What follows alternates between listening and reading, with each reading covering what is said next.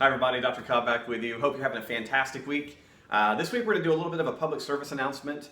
If you just want to jump directly to the article I'm providing, go right to the end of the video and click on the link and go read. But basically I'm not talking about Ebola today. I'm actually talking about pharmaceutical companies and their interaction with the medical profession.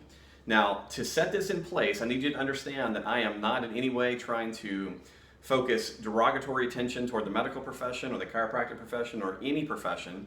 I believe that the vast majority of practitioners out there are doing their absolute best to serve their patients and clients.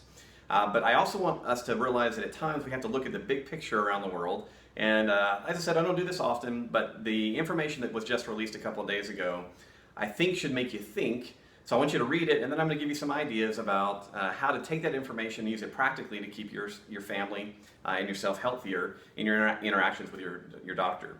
So as a result of the Healthcare Reform Act, I believe of 2010, the U.S. government just released a big report detailing pharmaceutical companies and how much they were paying to individual physicians and teaching hospitals. Now the report covers the last 5 months. Now I want you to put this in perspective. It covers the last 5 months of 2013.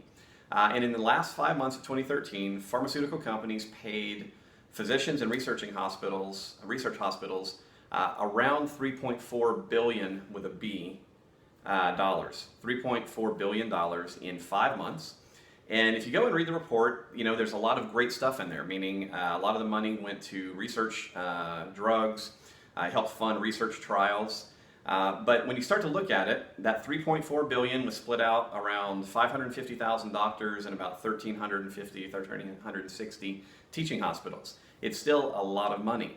Now, the reason that this is of concern to me is that over the years, I've always wondered how advertising influences the health of our nation. We know that food companies spend billions of dollars a year. Particularly in the United States, I believe last statistic I read was around $30 to $35 billion a year was spent by fast food advertisers. And the reason that companies spend money on advertising is obviously it helps sell their stuff. So whenever you see vast amounts of money being spent, I think to some degree, honestly, you have to look at it and go, is that influencing the buying process around the world? So in the United States, we have lots of pharmaceutical companies spending money. Not only talking to doctors and hospitals, but also speaking to the general public. And when you look at research around this, it does seem to have an influence on buying behavior.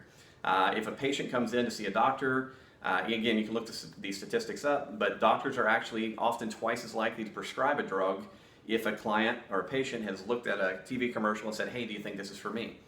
And now that may sound a little bit crazy, but again, it's just this kind of vast market influence on all of us because doctors are people too. So whenever you see this report, like I said, I want you to read it, and I just want you to think about it in the grand scheme of things. And my advice in what to do with this information is give yourself permission that when you go to see your physician to ask questions.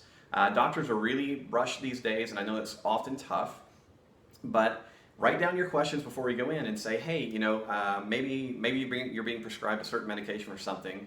It's completely appropriate to ask, hey doc, is there an alternative? Is there any that you would like better, or is this one just kind of top of mind for you? I think that's a really reasonable question to ask because ultimately you want your doctor to work with you in the way that he would work with himself or his family. And so I think it, again, reasonable to consider. Another thing, if you have elderly parents or if you're a professional, you work with a lot of elderly clients, one of the things I always recommended whenever I was in practice and working with that population was, hey, take a list of all of your medications into the doctor periodically, maybe schedule an appointment once a year or something, and go in and say, listen, this is all the stuff that I'm taking. Do these all seem reasonable to you? Are there other alternatives, and what would be the advantage? So those are just a couple of ideas I want you to take away from this because, like I said, whenever you look at where money's being spent, you know it's influencing buying and selling behavior.